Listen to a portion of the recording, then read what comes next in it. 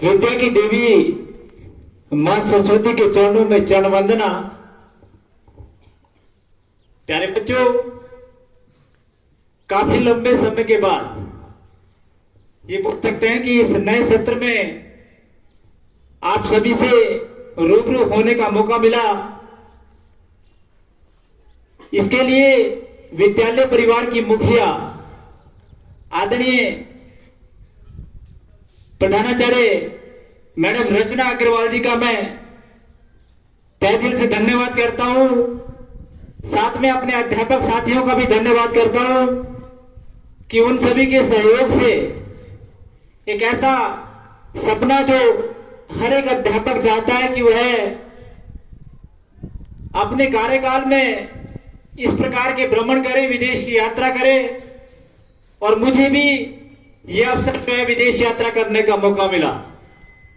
मेरे साथ साथ हमारे विद्यालय परिवार के दूसरे प्रवक्ता आदरणीय श्री नरेश भाटिया जी भी विदेश भ्रमण पर गए और हमने वहां क्या सीखा, हमने वहां की एजुकेशन व्यवस्था को देखा और क्या हमने वहां सीखा, सरकार का हमें भेजने का क्या उद्देश्य था, उसका मैं थोड़ा थोड़ा वर्णन आपके बीच में रखूंगा। प्यारे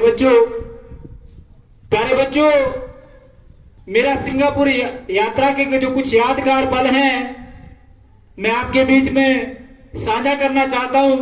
आप सभी बच्चे बड़े ध्यान से सुने में, बड़े साधारण शब्दों में, क्योंकि अगर मैं पूरे पेजों को अगर पूरा 7-8 दिन का वृत्तांत आपके बीच में सुनाना चाहूं तो शायद समय बहुत ज्यादा लग जाए, 1-2 घंटा 3 घंटे भी लग सकते हैं।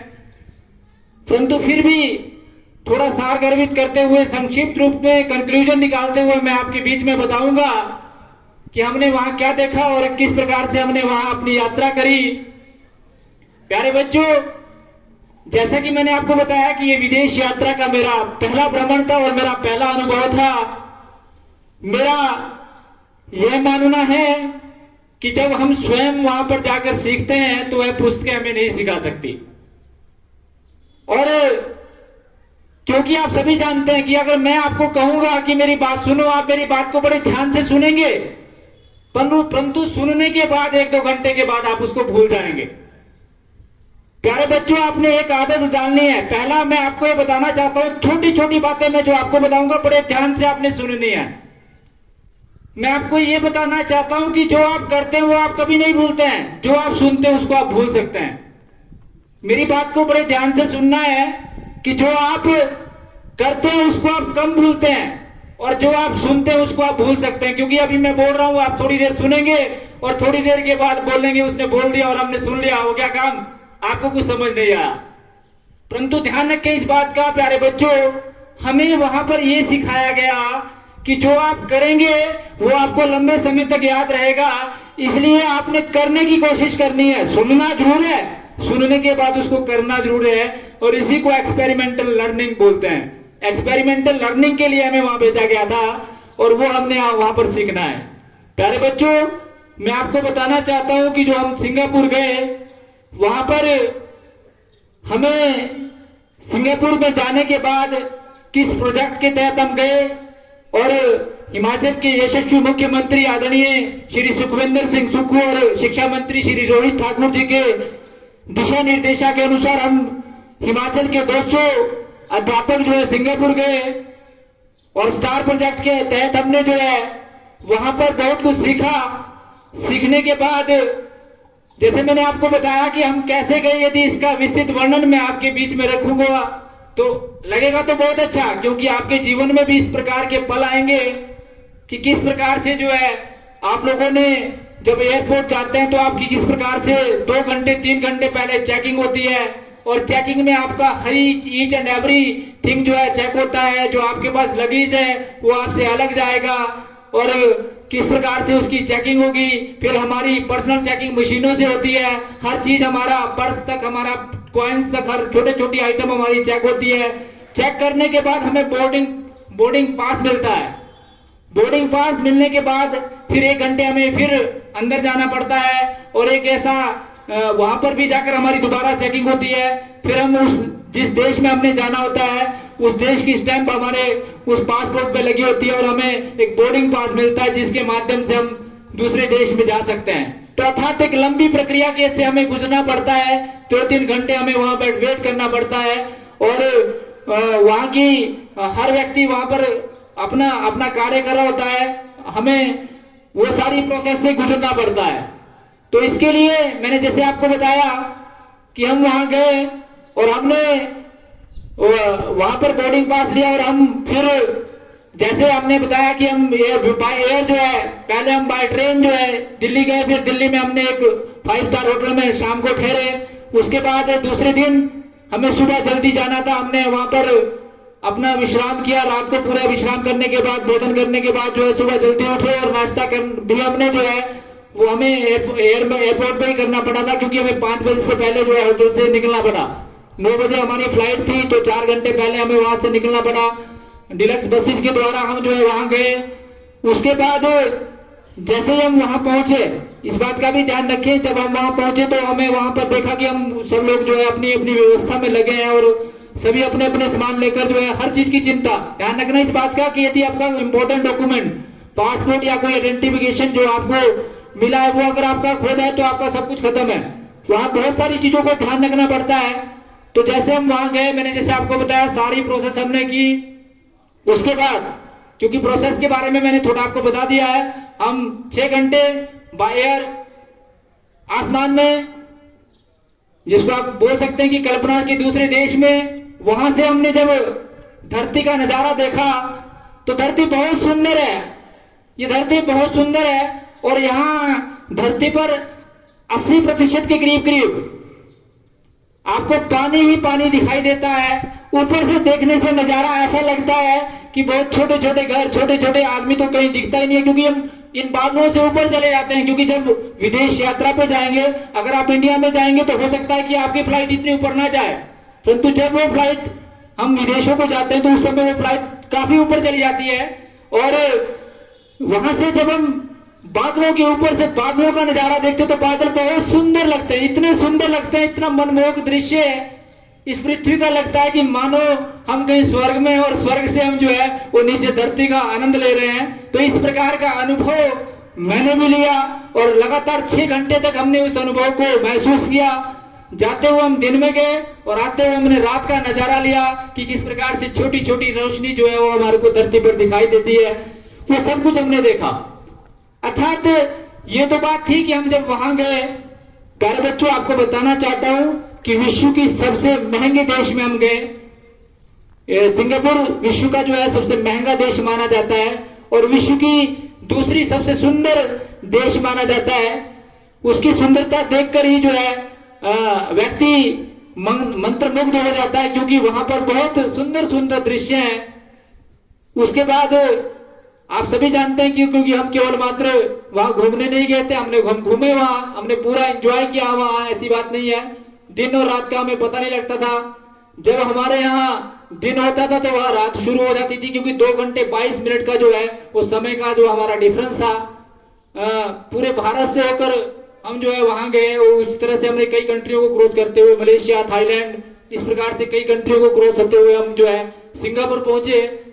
उसके बाद सिंगापुर में क्या चीज प्यारे बच्चों बहुत अच्छी है, उसके बारे में मैं अगर आपको बताऊं, सिंगापुर अपने आप में बहुत विकसित देश है।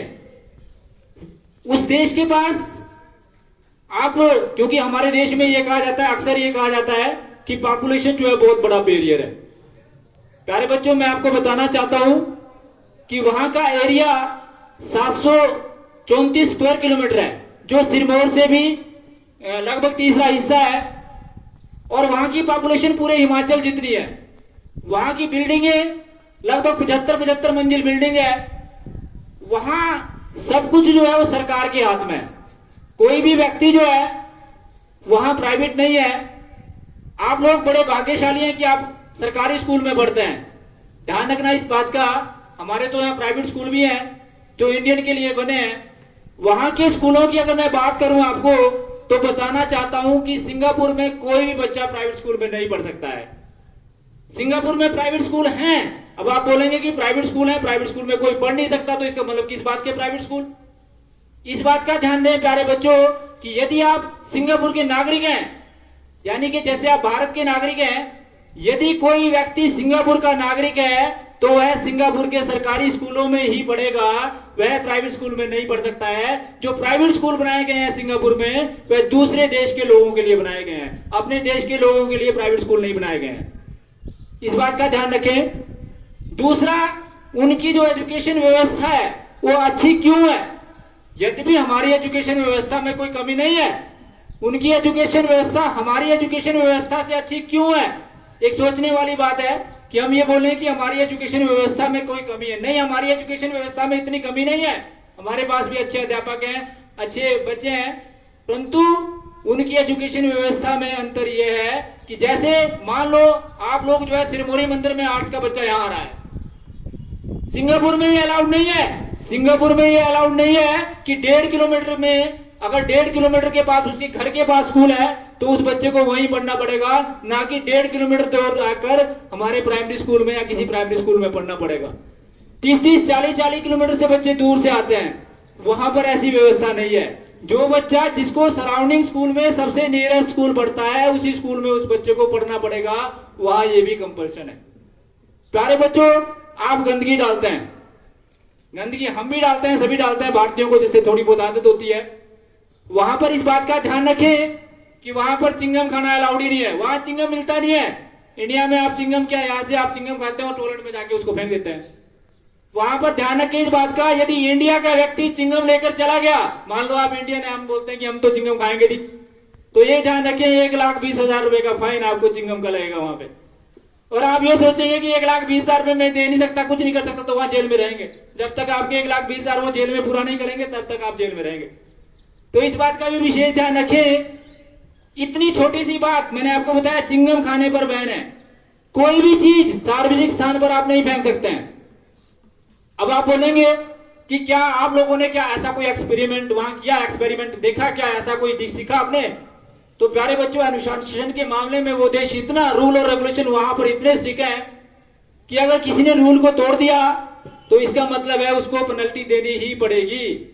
जैसे हम जिस होटल में ठहरे थे, 5 स्टार होटल में, उस होटल में जो हमारे को केटल दी गई थी उसमें केवल मात्र पानी उबालना ही अलाउड था, परंतु गलती से किसी हमारे साथी ने, कि कौन देख रहा है, कैमरे नहीं देख रहे हैं, कुछ नहीं देख रहा है, तो वहां उस व्यक्ति ने क्या किया कि उसमें दूध उबाल दिया। और दूध उबालने के बाद उस व्यक्ति को $120 आप सोचते हैं ऐसा ही होगा, $120 को आप 70 से गुणा कर दो, लगभग 8400 रुपए जो है उस व्यक्ति को जो है वो फाइन का भुगतान करना पड़ा। तभी जाके जो है वो उस व्यक्ति को वहां से निकाला गया, अदरवाइज वो वहां से जा नहीं सकता था। रूल और रेगुलेशन की एक छोटी सी बात मैं और करूं कि कई जगह हमारे को, हम लगेज जगह लेके जाते थे तो हमें लगेज रखना पड़ता था, यद्यपि हमें ज्यादा लगेज तो हम अपनी बसों में ही रख देते थे, परंतु कोई व्यक्ति जो कैमरा लेकर चला गया और कैमरे वहां अलाउड नहीं थे, और उसको बोला कि 20 मिनट के बाद यदि आप अपना कैमरा यहां से ले जाएं तो ठीक है, अगर आपने 20 से 21वां मिनट लगाया तो आपको पर मिनट जो है $1 फाइन जो है होना स्टार्ट हो जाएगा। और उस व्यक्ति को पता था कि 20 मिनट के बाद मुझे फाइन लगेगा, परंतु वो क्या हुआ कि वो 24 मिनट के बाद आया, तो $4 का भुगतान करने के बाद ही उसे वो अपना कैमरा मिला। तो इस बात का ध्यान रखें कि वहां के जो कानून है वो बड़े सख्त हैं। अच्छा, अब बात करते हैं कि वहां पर हम स्कूलों में गए, तो स्कूलों में जाके हमने क्या सीखा? प्यारे बच्चों, हम जैसे इंडियन लोग जो हैं, हम बड़े भोले भाले हैं, बहुत सीधे साधे लोग हैं, क्योंकि मैं अपने एक्सपीरियंस की बात कर रहा हूं। हम बहुत ईमानदार लोग हैं और बहुत सीधे साधे लोग हैं, परंतु वहां के जो एडमिनिस्ट्रेटर भी हैं वो भी इतने चतुर और चालाक होते हैं कि यदि हम उनसे बात करें कि एजुकेशन व्यवस्था में ठीक है जी, आपके बच्चे भी ऐसे आते हैं, बैठते हैं, क्लास में लगाते हैं, हम तो बहुत सारी बातें करते हैं, हमें क्लासरूम के अंदर नहीं जाने दिया गया, हमें बताया गया ये क्लासरूम है जी, देखो हमारे बच्चे पढ़ रहे हैं। पढ़ रहे थे बच्चे वहां, बड़ी ईमानदारी से पढ़ रहे थे, ऐसी बात नहीं थी, परंतु उनका एक्चुअल जो डीप जो उनके अंदर का है वो उन्होंने नहीं बताया, क्योंकि हो सकता है कि उनकी सरकार की आदेश हो कि जो आपको बताया गया वही बताना है, किसी और व्यक्ति को जो हमारे सेक्रेट है वो नहीं बताने हैं। तो ऐसी व्यवस्था भी उनके अंदर है, वैसी कुछ एजुकेशन व्यवस्था में ही उनके है, परंतु हमने जो अनुभव किया, जो हमें उन्होंने बताया कि वहां पर एजुकेशन जो है, प्राइमरी एजुकेशन जो है बहुत अच्छी है। 6ठी क्लास तक की एजुकेशन जो है वो इतनी अच्छी एजुकेशन है कि उसके बाद एक नेशनल लेवल का, पूरे सिंगापुर का एक टेस्ट होता है। टेस्ट होने के बाद जो व्यक्ति टॉप लिस्ट में, हम उन्हें डॉक्टर या इंजीनियर बना देते हैं, वहां ऐसा नहीं है।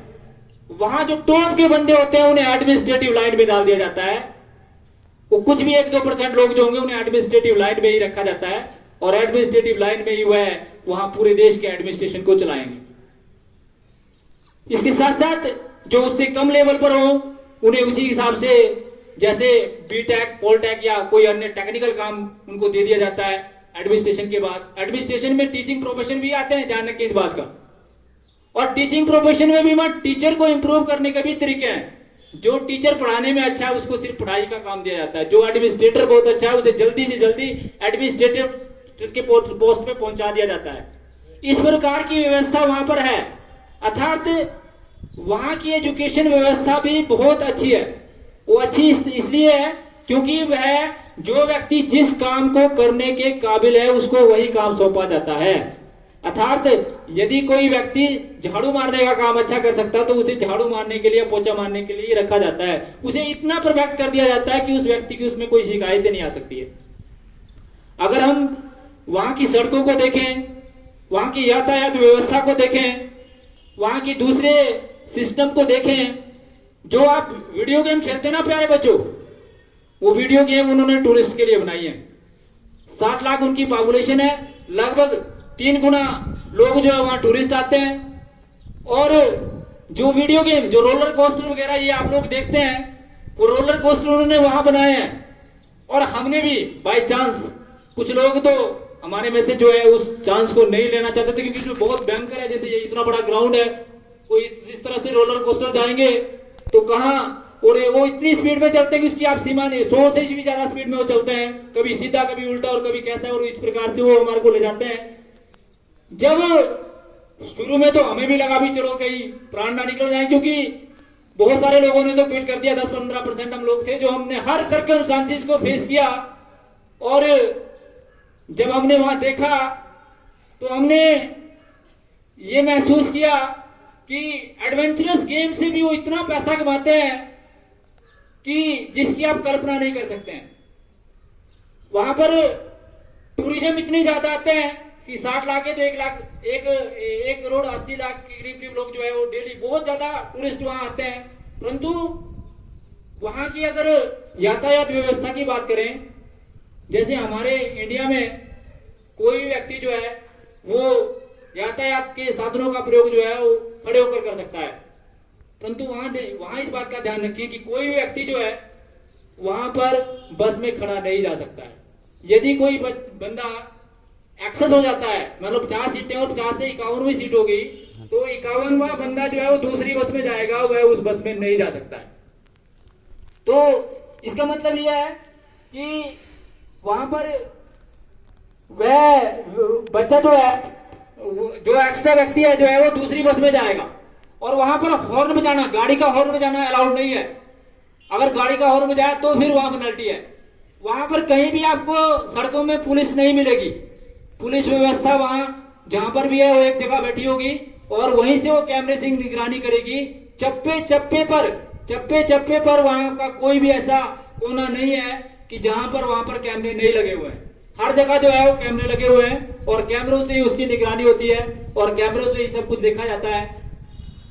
वहीं से ही फाइन लगेगा और आपको उस फाइन का भुगतान करना पड़ेगा। इसके साथ साथ जैसे कोई व्यक्ति, मान लो आप लाइन में है तो जो व्यक्ति फर्स्ट में है उसका नंबर ही फर्स्ट आएगा। ये नहीं भी लास्ट वाला जो है आगे आगे खड़ा हो जाएगा, उसका नंबर नहीं आएगा। वहां कोई भी व्यक्ति किसी दूसरे व्यक्ति से लड़ाई नहीं करता है, लड़ाई झगड़ा नहीं होता है वहां, बिल्कुल भी आपस में बहस बसाई नहीं करते हैं। कोई भी बच्चा कोई भी बड़ा व्यक्ति जो है, वहां बदतमीजी वाला कोई काम नहीं है।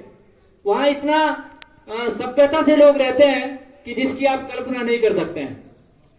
तो वहां की एजुकेशन व्यवस्था के साथ साथ वहां के डिसिप्लिन, वहां के अनुशासन, वहां के प्रशासन, वहां के अधिकारियों की कार्य करने की शैली, ये सभी जो है अपने आप में अद्वितीय है, जिसकी कल्पना भी नहीं कर सकते हैं। ध्यान रखें, वहां पर लगभग जो है 70% लोग जो है वो चाइनीज रहते हैं, 23% के करीब करीब जो है वो मलेशिया के लोग रहते हैं, और 7% जो है इंडियन और अन्य समुदाय के लोग जो वहां पर रहते हैं। वहां पर किसी भी स्थान पर आप जाएं, कहीं भी आप जाएं, तो आपको हर जगह जो है घूमने का पूरा आनंद आप ले सकते हैं। वहां की सुंदरता को देखकर हर व्यक्ति जो है आश्चर्यचकित हो जाता है। जैसे हम जू में दिन में घूमने जाते हैं, वहां पर रात में लोग जाते हैं नाइट सफारी, और ड्रोन में हमने जो है उसका आनंद लिया। प्यारे बच्चों, बताने को तो मैं आपको बता रहा हूं कि अगर वहां की सुंदरता का मैं व्याख्यान करना चाहूं तो हो सकता है कि सुबह से शाम लग जाए, क्योंकि 6-7 दिनों के अंदर हमने जो कुछ भी सीखा और जो कुछ भी देखा, उसमें शब्दों में व्याख्यान करना जो है बड़ा मुश्किल है। अब हमारा मेन मोटिव क्या होना चाहिए? हम वहां पर जो सीख के आए हैं वो हमने अपने स्कूल में लागू करना है। पहले अपने स्कूल में लागू करने के लिए केवल मात्र मैं या भाटिया जी जो वहां गए थे उनके सहयोग से ही ऐसा संभव नहीं हो सकता है, बल्कि हमारे जो शिक्षा सचिव थे, कल जो हमारी उनके साथ मीटिंग थी, उन्होंने भी हमें ये आदेश दिए कि हमारा विद्यालय, जिस विद्यालय में हम काम कर रहे हैं, वह विद्यालय स्कूल मुख्यमंत्री स्कूल ऑफ एक्सीलेंसी में आए। इसके लिए हमको, हमारे सभी अध्यापक साथियों को, विशेष रूप से प्रधानाचार्य महोदय के आदेशानुसार सभी अध्यापक साथियों को और प्यारे बच्चों को प्रयास करना होगा। हमें आसपास के स्कूलों को, जो प्राइवेट स्कूल है, उनसे कंपटीशन करने के लिए वो प्राइवेट स्कूल हम बंद कर सकते हैं। यदि हमारे स्कूल की व्यवस्था इतनी अच्छी हो तो लोग ऑटोमेटिकली, हमारे स्कूल की स्ट्रेंथ बढ़ेगी और हमारे स्कूल में दूर दूर से बच्चे आएंगे, आपस में हमारा कंपटीशन होगा और उस कंपटीशन से हम सब बच्चे जो है निखरेंगे। एक दूसरे में हमें कुछ सीखने की हमें ललक सी होनी चाहिए, ऐसा हम सबका कर्तव्य होना चाहिए, क्योंकि हम केवल मात्र एक चीज की ओर ही ध्यान ना दें, सभी हर वक्त व्यक्ति की ओर ध्यान दें। जैसे हमारा इको क्लब है, हमारे एनएसएस है, हमारे एनसीसी है, हमारे स्काउट एंड गाइड है, वो सभी की कुछ ना कुछ अचीवमेंट हो, स्पोर्ट्स फील्ड में हो, हर चीज में हमारी अचीवमेंट हो और हमारे विद्यालय को लोग दूर से पहचाने। जैसे कि हमारे विद्यालय को लोग जानते भी हैं, पहचानते भी हैं, दूर दूर से लोग यहाँ पढ़ने भी आते हैं, ऐसी बात नहीं है। परंतु मैंने जैसे आपको बताया कि ऐसा हमें करना होगा, इसके लिए हमें प्रयास करने होंगे और हमारे विद्यालय को निरंतर उत्थान के लिए, उसके लिए कार्य करना होगा। इसके लिए भी आदरणीय शिक्षा सचिव को हमें आदेश दिए गए थे और 2 महीने के बाद हमारे विद्यालय के अंदर कितनी इंप्रूवमेंट हुई उसकी भी धीरे धीरे फीडबैक हमारे से ली जाएगी। तो हमारे बच्चों का लेवल किस प्रकार से सुधरे, हमारे बच्चे जो है वो बहुत अच्छे हो और दूसरे के लिए एक प्रेरणा स्रोत बने, इसके लिए हम सभी को मिलकर प्रयास करना है और हमारे सभी अध्यापक साथी भी उसके लिए प्रयास करेंगे, ऐसा मुझे आशा है। मैडम जी हमारा पूरा सहयोग करेंगी, जिस भी समय हमें जिस प्रकार की आवश्यकता होगी उस आवश्यकता को पूरा करेंगे। तो प्यारे बच्चों, मैंने अपने शब्दों में थोड़े थोड़े जो अनुभव वहां पर सिंगापुर में मैंने लिए वो बड़े शॉर्टकट में बताने की कोशिश की, क्योंकि 6-7 दिन हमने क्या देखा और क्या किया वो तो बहुत बड़ा, क्योंकि मैंने भी 10, 12, 15, 20, 25 पेज लिखे हैं, वैसे ही लिखता रहा उसी समय। तो यदि मैं उनको आपके समक्ष व्याख्यान करना चाहूँ तो मैंने जैसे आपको बताया वो भी बड़े छोटे छोटे पॉइंट्स में लिखे हैं, तो काफी समय लग जाएगा, क्योंकि धूप ज्यादा है और आप लोग भी जो है वो इतना ज्यादा धूप को सहन नहीं कर सकते हैं। फिर भी बार बार जब कभी भी आपके बीच में आने का मौका मिलेगा, आपसे रूबरू होने का मौका मिलेगा, आपसे फिर रूबरू होंगे। इसी के साथ जय हिंद, जय भारत।